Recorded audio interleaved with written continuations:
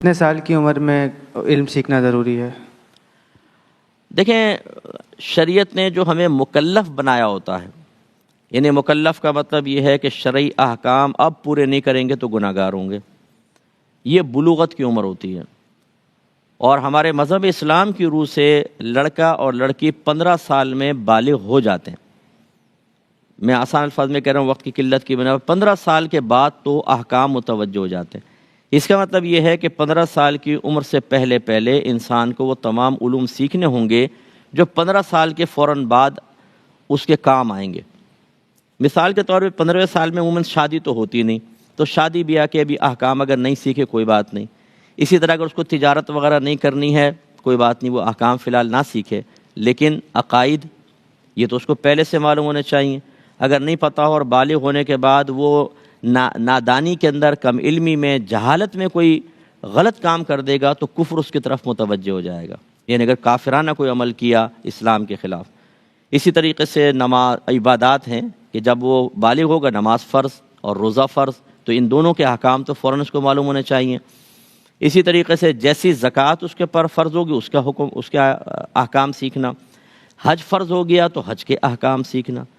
اسی طرح اگر وہ فرض کر لیں تجارت کی طرف مائل ہوتا ہے تو تجارت کے ضروری احکام، والد صاحب نے دکان کھلوا دی کسی کو تو اس کو سیکھنا چاہیے کہ مجھے بزنس کیسے کرنا ہے، لین دین کیسے کرنا ہے، کن شرائط کے ساتھ میں خرید سکتا ہوں، بیچ سکتا ہوں، کون سی شرائط میری خرید و فروخت کو ناجائز کر دیں گے۔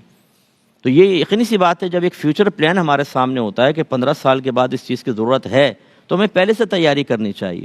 اور غور کریں تو نبی کریم صلی اللہ علیہ وسلم نے اس حدیث میں اسی طرف اشارہ فرمایا کہ جب تمہارا بچہ 7 برس کا ہو جائے تو اس کو نماز کا حکم دو، اور 10 برس کا ہو جائے تو مار کر نماز پڑھاؤ۔ حالانکہ نہ 7 برس میں وہ بالغ ہے نہ 10 برس میں ہے۔ وجہ کیا ہے کہ بلوغت کے فوراً بعد نماز فرض ہوگی، تو پہلے سے اس کو نماز کا علم بھی سکھا دو اور نماز کا عادی بناؤ، ورنہ بلوغت کے بعد وہ فوری طور پہ عادی بن جائے، یہ تھوڑا سا مشکل ہو سکتا ہے۔ اور جب یہ فرمایا کہ 7 برس کا ہو جائے تو نماز کا حکم دو، تو اس کا مطلب یہ ہے کہ نماز کا حکم تو اسی کو دیں گے جس کو نماز پڑھنی آتی ہوگی۔ تو اس کا مطلب ضروری تھوڑا سا نماز سے متعلق علم بھی بچے کو سکھاؤ۔ اور جب 10 برس کا ہو جائے تو مار کر نماز پڑھاؤ، یعنی اب تو رعایت نہیں ہے، اب سختی کرو بچے کے اوپر۔ اور یقینی سی بات ہے کہ سختی اسی وقت جائز ہوگی جب پہلے آپ تھوڑا علم سکھائیں گے۔ تو اس لیے معلوم یہ ہوا کہ بلوغت سے پہلے کچھ چیزوں کا علم سیکھنا ضروری ہے۔ ہم اپنے تمام پیرنٹس سے گزارش کرتے ہیں کہ آپ کو سمجھنا چاہیے کہ بچے کو پہلے سال سے تیسرے سال تک کیا سکھانا چاہیے، اشاروں میں، اور کچھ آداب۔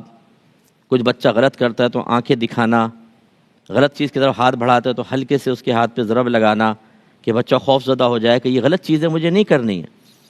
پھر 3 سے لے کر 7 سال تک کی عمر تک کیا کرنا ہے، 7 سے 10 سال کی عمر، اور 10 سے پھر بالغ ہونے تک۔ اسٹیپ وائز ہمیں سمجھنا چاہیے کہ کیا کیا چیزیں وقت آنے سے پہلے ضروری ہیں کہ اس کو سمجھایا جائے۔ تو پھر اگر ہم جب ہم اس کی سب ایک پلاننگ کر لیں گے تو پھر یقینی سی بات ہے کہ بلوغت کے بعد بچہ جو فوری طور پہ معاملات اس کے سامنے آئیں گے، اس کا علم چونکہ وہ حاصل کر چکا ہے تو وہ کوئی غلطی نہیں کرے گا اور گناہوں سے بھی بچے گا۔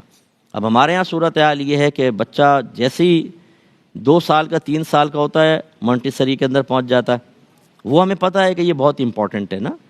اس کے بعد بس دین کیا ہے جی، قاری صاحب آ گئے، قرآن پڑھا لیا ناظرہ یا حفظ کروا لیا، ایمان مفصل، ایمان مجمل، 6 کلمے یاد کروا دیے، سنت کے مطابق دعائیں نبی کریم کی جو منقول معصور دعائیں وہ یاد کروا دیں، یا تھوڑا سا نماز بچے کو سکھا دی، بس ہم کے سمجھتے ہیں دین مکمل ہو گیا۔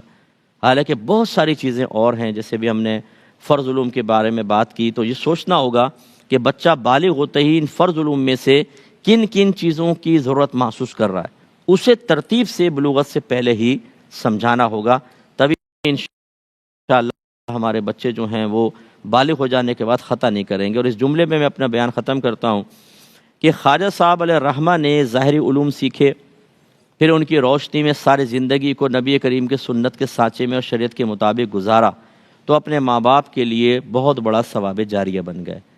اگر ہم خواجہ صاحب کی سنت پر عمل نہیں کریں گے اور علم نہیں سکھائیں گے تو یاد رکھیں کہ بالغ ہونے کے بعد ہمارے بچے جتنے بھی گناہ کریں گے، اگر ہماری اس میں عدم تربیت اور علم نہ سکھانے کا دخل ہوا تو وہ ہمارے لیے گناہ جاریہ ہوگا۔